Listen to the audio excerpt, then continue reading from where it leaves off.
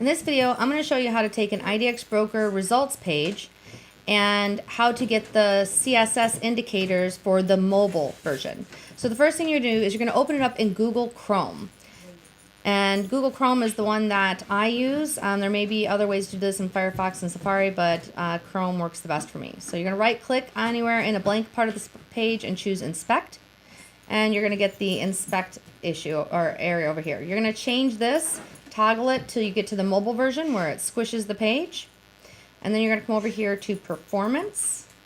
And then you're going to click on this little reload section right here where it says Start Profiling and Reload Page. It's also right there. So we're going to go ahead and just click it right here. And when it reloads, it will now show you the mobile version. And then you can actually click on an element. So you're going to right click anywhere where you want. Let's say you don't want this background to be black. You come here and click on Inspect Element, and then you will see your classes and IDs on the right hand side, and you can go through them.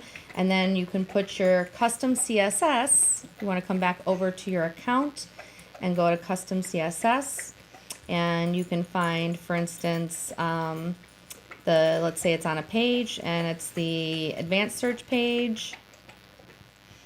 You're going to come over here and click on mobile and put your custom CSS right here.